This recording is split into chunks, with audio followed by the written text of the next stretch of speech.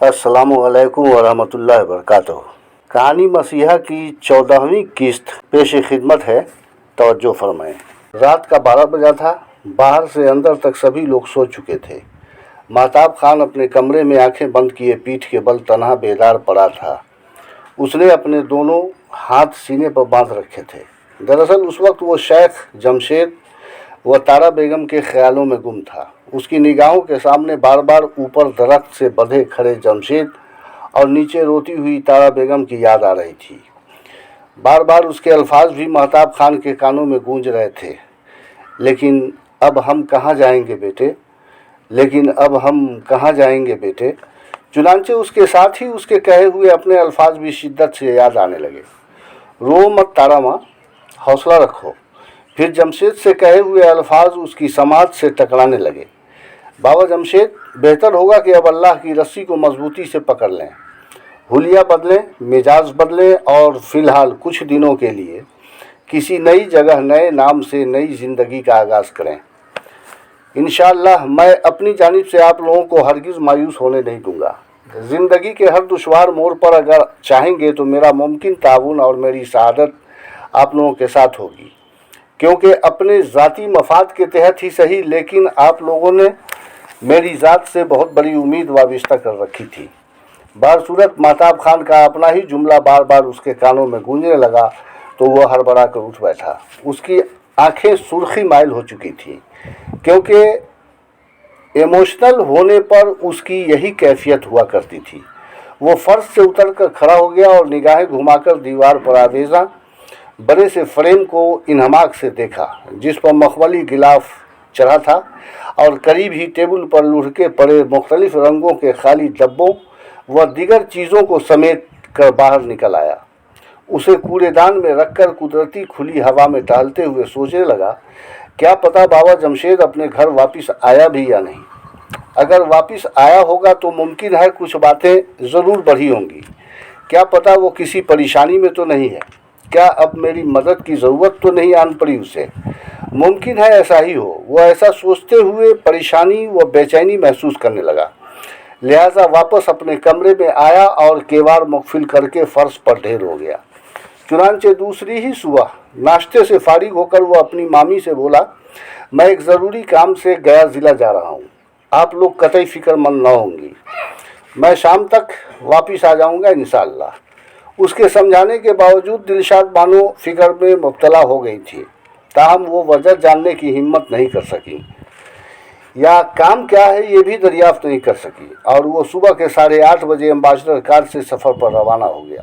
मुसलसल 3.5 घंटे ड्राइविंग करके वो गया ज़िला की सरहद में दाखिल हुआ और जगह जगह लोगों से गांव के मुतल्लिक दरियाफ्त करता हुआ आखिरकार 4 घंटे 15 मिनट पर प्रोफेसर सिकंदर अली शेख की हवेली पर पहुंच गया।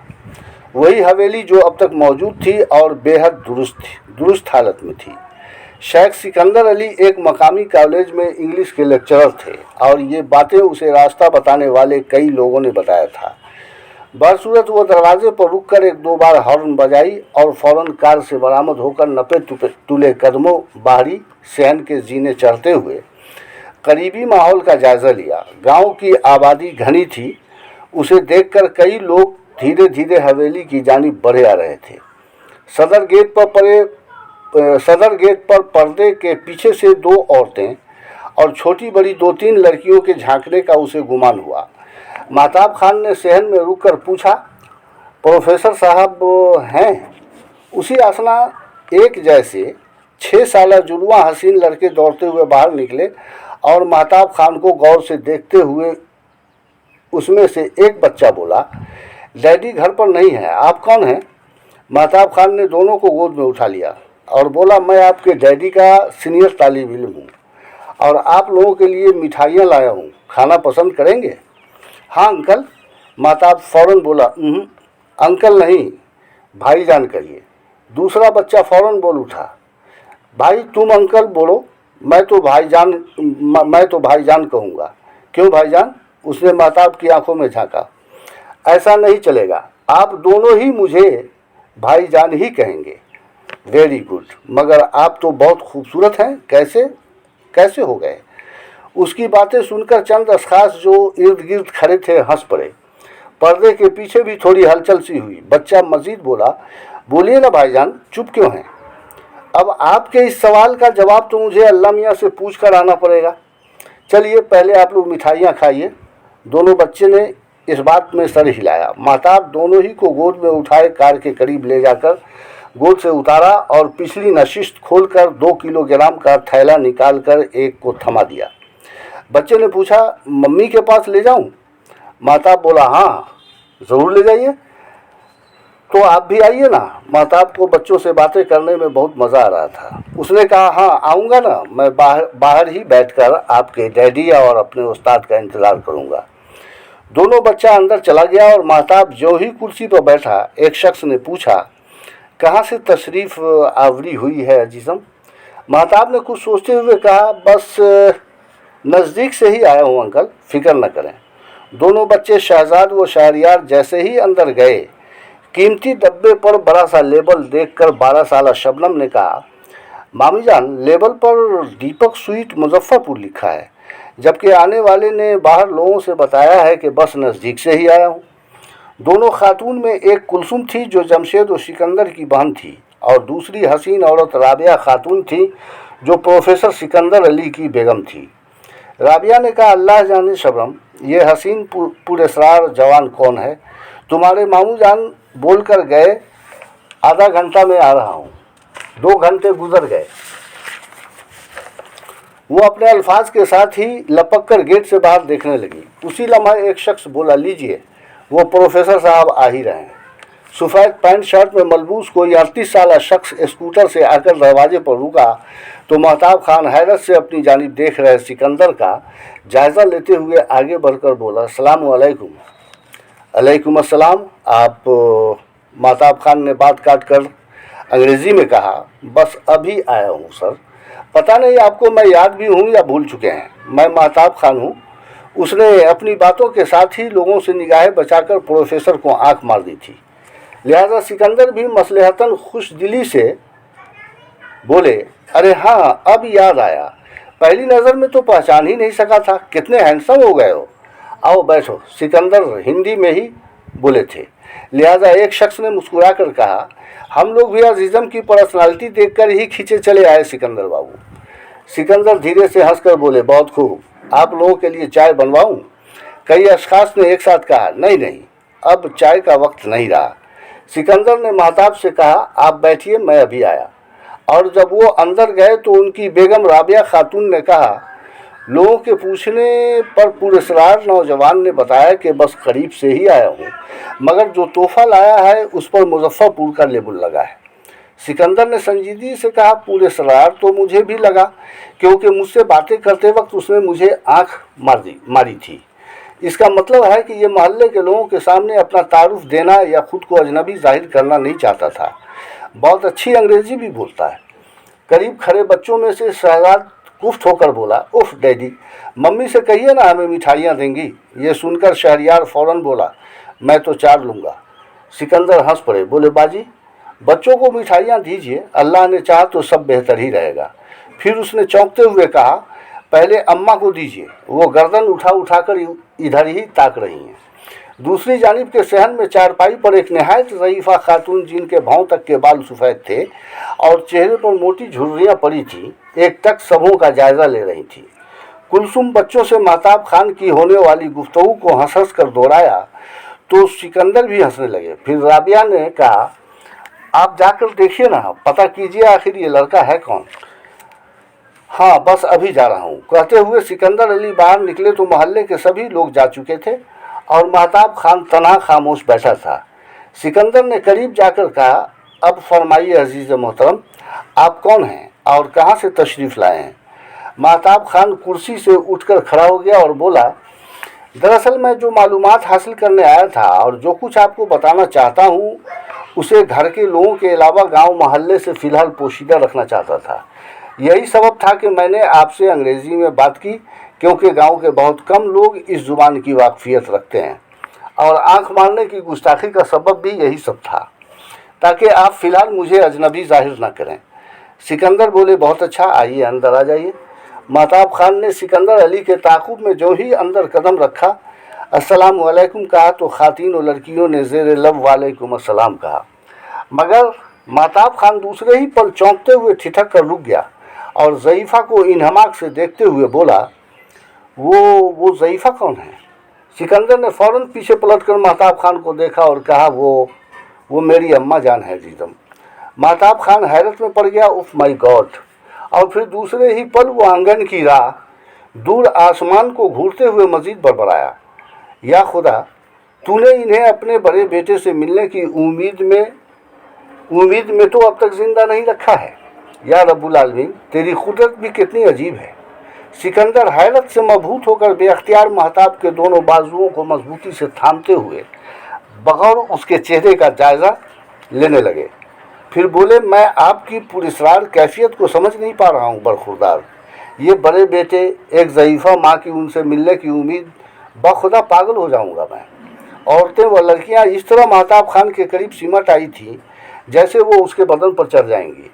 महताब खान ने जमशेद के लिए उसके भाई सिकंदर के अंदर की बेचैनी को बखूबी महसूस करते हुए उन्हें अपनी बाहों में ले लिया और बोला, घबराइए नहीं, मैं सब कुछ बताता हूँ। पहले मैं खुद अपने अंदर पैदा होने वाले मौजूदा सकून से तो पूरी तरह महजूज हो लूँ जनाब आला। आइए चलिए, मैं मोहतरमा के करीब बैठूँगा। वो सिकंदर को छोड़कर तेज़ी से आगे बढ़ा और चारपाई के करीब जाकर ज़ईफ़ा की जानिब झुकते हुए हाथ उठाकर बोला, सलाम अलैकुम। ज़ईफ़ा आमना खातून नातवां लहजे में बोली, जीते रहो बेटा। उनके मुंह में बराए नाम ही 2-4 दांत बाकी थे। चुनांचे झुर्रीदार हाथ उठाकर वो अपनी जानिब झुके हुए महताब खान की बलाएँ ली और हाथ पकड़कर अपने पास बैठा लिया। बच्चियों ने 2 कुर्सियाँ लाकर रख दी तो कुलसुम ने कहा, बाबू यहाँ कुर्सी पर बैठिए। महताब ने कहा, जी कोई बात नहीं, मैं यहीं ठीक हूँ। सिकंदर उसके सामने बिल्कुल करीब बैठते हुए अपनी बेटी से बोले, बेटी गजाला, सदर दरवाज़ा मुक़फ़िल कराओ। महताब ने नज़दीक खड़ी राबिया से पूछा, इनकी समाअत कैसी है मोहतरमा? राबिया चौंकते हुए मुस्कुराई, जी किसी हद तक ठीक ही हैं। बच्चे अगर तंग आकर इनकी शिकायत कर रहे होते हैं तो फ़ौरन ये सुन लेती हैं। राबिया की बातें सुनकर महताब के अलावा सभी हंस पड़े और आमना खातून बहू को मशकूक निगाहों से देखने लगी, गालिबन उन पर गुर्राने लगी थी। दूसरे ही पल सिकंदर बोले, लीजिए इन लोगों का तारुफ करा देता हूँ। यह है मेरी अकलौती बड़ी बहन कुलसुम आरा और ये दोनों लड़कियाँ शबनम परवीन व निखत परवीन इन्हीं की हैं। और ये है मेरी अहलिया राबिया खातून, ये मेरी अकलौती बेटी गजाला सिकंदर शेख। और इन दोनों शरारती व बेबाक हजरात से तो गालिबन आप पहले ही मुतारुफ हो चुके हैं। नाम है शहजाद सिकंदर शेख और शहरियार सिकंदर शेख। अल्हम्दुलिल्लाह, महताब ने आहिस्तगी से कहा। तब तक कुलसुम और राबिया भी अपना अपना मचिया संभाल कर उसके बिल्कुल करीब होकर बैठ चुकी थी। सबों को महताब खान के कुछ राजदाराना बातें बोलने का इंतज़ार था। तभी उसने सिकंदर की आंखों में झांकते हुए पूछा, बाबा जमशेद अली और तारा माँ अब तक घर नहीं आए? जज जी बिल्कुल नहीं। क्या वो लोग बाहयात हैं? महताब खान ने निगाहें झुकाकर फिक्रमंद लहजे में कहा, हाँ बाहयात हैं और अल्लाह का करम है सेहतमंद भी हैं। मुमकिन है मैं उन्हें जल्द ही यहाँ ले आऊँ। सिकंदर ने महताब के दोनों हाथ पकड़कर अपने होठों से लगाते हुए कहा, बड़ी मेहरबानी होगी मेरे मोहसिन, अल्लाह आपको इसका अजर देगा। महताब ने फिर पूछा, वैसे इन पर कोई चार्ज या केस वगैरह? नहीं, कुछ भी नहीं है। दरअसल इनका नाम सामने आया ही नहीं। भाईजान के हाथों जो नरसंहार हुआ उसमें न तो पुलिस को किसी मुजरिम का कोई नाम पता मालूम हो सका और न उसकी कोई वजह ही मालूम हुई। किसी भी फर्द बशर की ज़ुबान पर भाईजान का नाम आज तक नहीं आया। अलबत्ता महल्ले के कई लोगों ने पुलिस को बताया कि अंधेरी रात थी, कितने लोग आए ये हम नहीं देख सके और सबों को हलाक करके आनन फानन चले गए। खासकर पंचायत के गैर मुस्लिम सरपंच ने अपने बयान में कहा कि वो दोनों भाई और उनके दोनों बेटे नशाखोर थे। कहीं किसी के साथ पंगा लिया होगा। मुमकिन है दुश्मनी वहीं से शुरू हुई होगी। पुलिस ने पूरे ख़ानदान के मौजूदा अफराद की बाबत दरियाफ्त की तो उसमें भाईजान व भाभी का नाम आया। पुलिस ने जब उन्हें तलब किया तो पता नहीं दादा जान की कुव्वत गोयाई कहाँ से आई और उन्होंने कहा कि 10 दिनों कबल वो अपनी बीवी को लेकर इलाज के लिए कलकत्ता गए हैं, क्योंकि शादी को कई साल हो चुके हैं मगर उन्हें कोई बच्चा नहीं हुआ है। सिकंदर के खामोश होते ही महताब खान ने पूछा, गांव के जो 4 दोगले पंचान मारे गए? सिकंदर ने बात काट कर कहा, जिन चारों को भाईजान ने हलाक किया था उसके खानदान वाले या दूर दूर तक के कोई रिश्तेदार ने अपना मुंह खोलना तो दूर, कछुए की तरह अपने मुकम्मल वजूद को ही समेटे रखा था, क्योंकि भाईजान का दहशत ही इतना कायम हो गया था। सबों को दूर दूर तक यही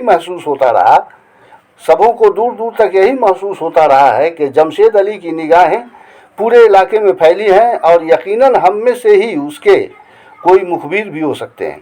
बहरहाल महताब खान ने अपना ख्याल जाहिर करते हुए कहा, इसका मतलब ये हुआ कि बाबा जमशेद अली अपने दूर दूर तक के समाज में हर दिल अजीज व किलीन हैं और इसके पीछे सिर्फ उनकी दहशत ही नहीं, काफ़ी हद तक उनकी बेबसी भी कार फरमा है। ज़ईफ़ा आमना खातून अपने एक कान पर हथेली औंध कर बगौर सुन रही थी। वो यकायक बड़बड़ाने लगी, मेरा बेटा बहू कहाँ है बेटे? उसे हमारे पास कब लाएंगे? उनकी आंखों से आंसू टपकने लगे तो महताब ने फौरन अपने पहलू में लेकर गले से लगा लिया।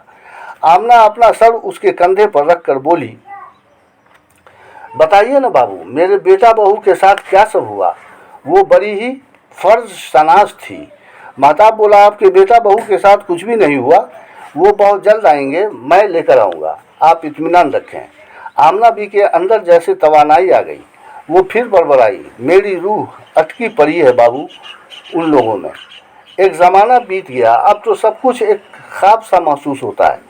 वो सिसक उठी तो महताब ने उन्हें दबोच लिया और धीरे धीरे उनके साने थपकने लगा था। माहौल में सकूत तारी हो गया। चुनांचे लम्हों बाद राबिया ने पूछा, लेकिन शहजादे आप कौन हैं और उन्हें कैसे जानते हैं? महताब खान सर झुकाकर ज़मीन को घूरते हुए एक लम्हा खामोश रहा, फिर सर उठाया तो सबों ने देखा उसकी आंखें सुर्खी माइल हो चुकी थी और चेहरे की उदासी व आंखों की वीरानी भी बढ़ चुकी थी। उसने बुझे हुए लहजे में कहा, मेरी एक अलग ही कहानी है मैडम।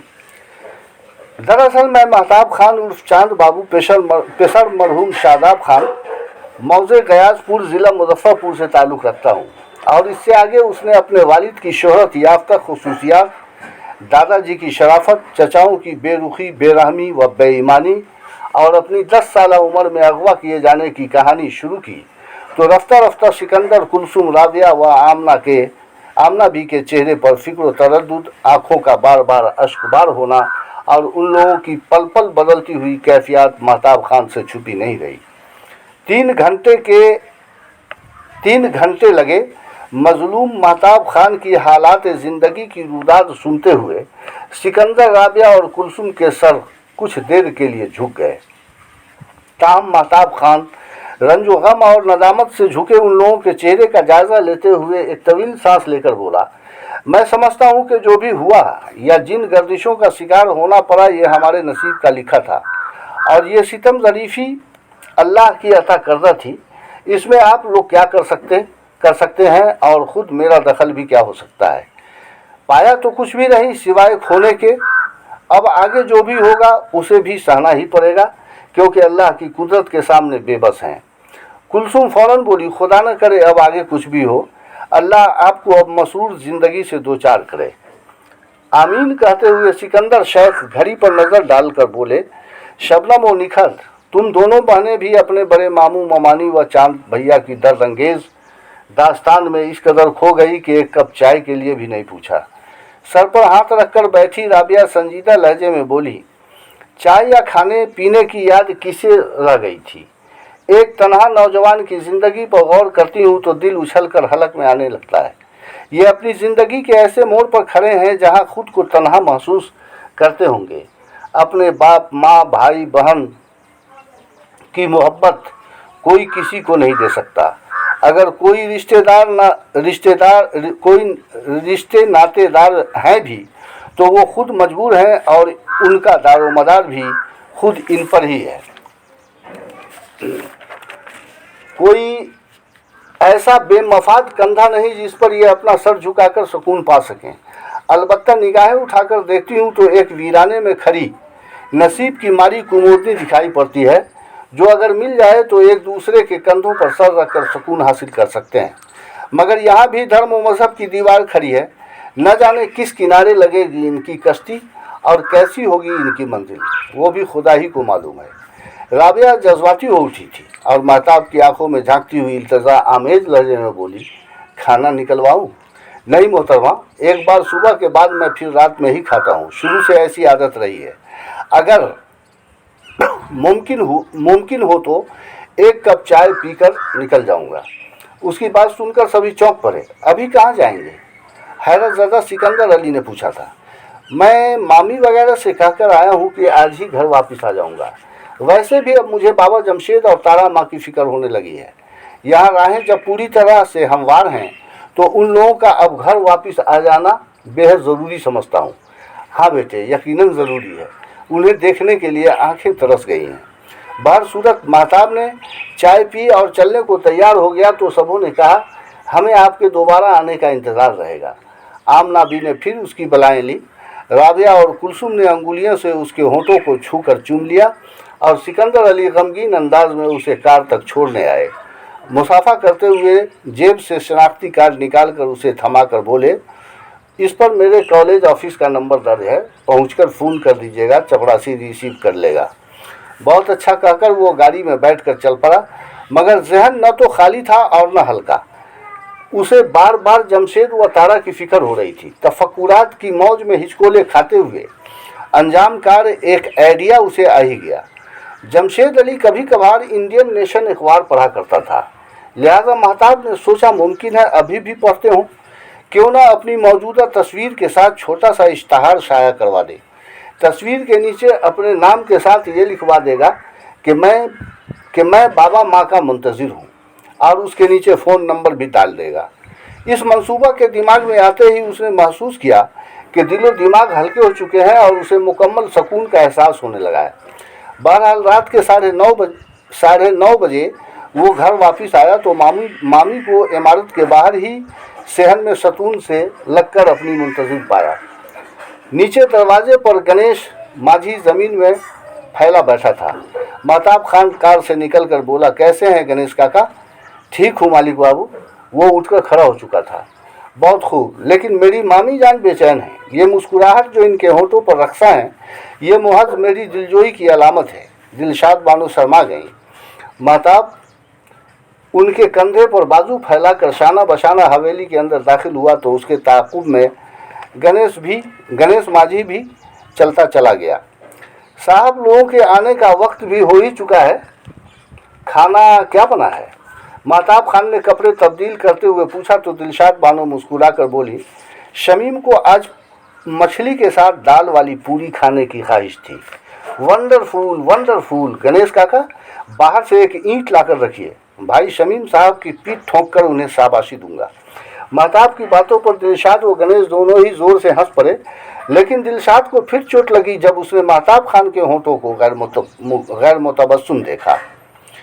काका और राजिंदर भाई वगैरह, दिलशाद बानो ने बात काटी, वो भी यहीं खाएंगे। वाह, बड़ी अच्छी बात है। वो जो ही गुस्ल खाने की जानिब बढ़ा, राजिंदर, जसीम व शमीम भी आधम के। महताब ने कहा, चलिए आप लोग भी फटाफट कपड़े तब्दील कीजिए और हाथ मुंह धोकर तैयार हो जाइए। मुझे भूख तो लगी ही थी, पूरी मछली का नाम सुनकर और ज़्यादा बढ़ गई है। गणेश माझी मालिकों के लिए जल्दी जल्दी दस्तरखान लगाने लगा तो दिलशाद बानो ने कहा, गणेश भाई। जी मालकन, पहले आप बाप बेटों के लिए खाना ले जाइए, मैं इधर बच्चों को संभाल लूँगी। जैसा हुक्म हो मालकन। गोया महताब खान बेशुमार लोगों के सुकून व खुशियों का गहवारा बन चुका था और बनता ही जा रहा था। बाहर सूरत अब एक नज़र जमशेद अली व तारा बेगम की जानिब। जमशेद का हुलिया बिल्कुल ही बदल चुका था। वाकई उसके अंदर हालात से समझौता करने की बेपनाह सलाहियत थी। घने जंगलात व पहाड़ों की खतरनाक आबादी से निकलकर खुली आबादी में आने के बाद से अब तक के चंद माह जो गुजरे थे, उसमें उसकी अधपक्की दाढ़ी मोछें और सर के बाल काफ़ी बढ़ चुके थे। चुनांचे अब खतूत की हुई दाढ़ी मोछें व हिप्पी बाल बेहद खूबसूरत लग रहे थे और बेहद खूबसूरत लग रहे थे। नूरानी चेहरा, ऊपर से सफ़ेद कुर्ती या कमीज और लुंगी, सर पर गोल सफ़ेद टोपी और शाने पर कीमती खूबसूरत सा तौलिया। वाह, किस कदर हसीन पर्सनालिटी थी शेख जमशेद अली की, जो रफ्ता रफ्ता जमशेद अली से बाबा रमज़ान अली के नाम से उस कोहिस्तानी इलाके के चौक चौराहे में जाना जाने लगा था। उसकी सेहत में भी नुमाया तब्दीली आ चुकी थी। ताहम कुछ ऐसे मामलात थे जिससे वो बेहद मुतासिर था। महताब खान की यादें, अपना गांव व आबाई मकान और भाई बहन की यादें रूहानी तकलीफ पहुंचाती थी। माँ की जानिब से तो वो बिल्कुल मायूस ही था। वो अक्सर सोचता और अपनी बीवी तारा बेगम से जिक्र करता कि शायद अम्मा अब बाहयात नहीं होंगी। जवाबन तारा बेगम मायूसी से मुंह बिसोड़ कर कहती, अब कहाँ, इतने दिनों में तो वो जन्नत सिधार चुकी होंगी। वो अपने प्यारे शौहर से भी ज़्यादा सीरियस थी, मगर उसके ज़ब्त की भी इंतहा नहीं थी। वैसे उन दिनों की खातिन के सब्र व ज़ब्त का दौरे हाजरा में कोई सानी नहीं है। रात का 2:30 बजा था। कमरे में लालटेन रोशन था। तारा बेगम तहज्जुद की नमाज अदा कर रही थी। उसके अक़ब में डबल बेड पर मासूम जमशेद अली गहरी नींद में सोया पड़ा था। उसी असना सिसकने की तेज़ आवाज़ उसकी समाज से टकराने लगी तो उसने आंखें बंद किए किए ही अपनी बाईं हाथ से फर्श को टटोला और इस तरह चौंका जैसे बिच्छू ने डंक मार दिया हो। उसने फौरन आंखें खोलकर देखा, सामने मुसल्ला पर उसकी बीवी तारा बेगम औंधी पड़ी सिसक रही थी। जमशेद एक झटके से उठकर खड़ा हो गया और आगे बढ़कर बीवी के ताक़ुब में बैठ गया। उसकी पुश्त पर हाथ रखते हुए गमगीन लहजे में बोला, बेगम, चांद की जितनी यादें तुम्हें आती हैं उतनी ही मुझे भी आती हैं। ऐसा नहीं कि मैं उसकी जानिब से गाफिल हूँ, लेकिन समझ नहीं आता कि हम कैसे उस तक पहुँचे। उसे अगर हमारी पनाहगाह का इल्म होता तो यकीनन वो अब तक यहाँ आ जाता। जमशेद अली जानता था कि उसकी बीवी किसके लिए बेचैनी से आंसू बहा रही है। वो सिर्फ और सिर्फ महताब खान था। भले ही वो गैर था, मगर इसने उसे बेटा ही की तरह पाला था। वो बागी था, ताहम उसका कोई गलत असर तारा पर नहीं था, क्योंकि एक तरफ अपने शौहर का हुक्म और दूसरी जानिब महताब खान की जिम्मेदारी, और दोनों को वो बखूबी निभाई थी। इसने महताब खान की नफ़रतों का सामना किया था, उसके तल्ख तेवर, करे मिजाज और उसकी ज़िद को झेला था।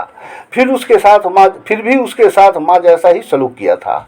उसके खाने पहनने से लेकर सोने जागने और उसकी तमाम ज़रूरतों का ख्याल रखा था, मगर कभी इसे ये ख्याल नहीं आया कि वो महताब खान पर कोई एहसान कर रही है, बल्कि ये एहसान मंद तो महताब खान की थी, जिसको देखकर उसकी ममता ने आंखें खोली थी।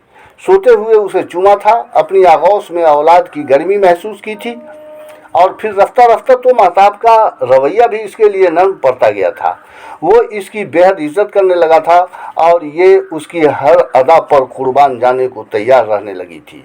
बार सूरज जमशेद ने कहा, उठो बेगम और हौसला रखो, चांद बाबू से हम ज़रूर मिल पाएंगे। तारा बेगम उठकर बैठ गई और शौहर से मुखातिब होते हुए बोली, मैं कई दिनों से कह रही हूँ, हम उसके गांव ज़िला का नाम जानते ही हैं, क्यों ना हम चलें। न जाने किस हाल में है मेरा लाल।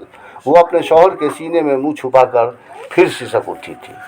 बहरहाल यहाँ पर 14वीं किस्त को मैंने मुकम्मल किया, बाकी आइंदा इंशाअल्लाह। अस्सलामु अलैकुम।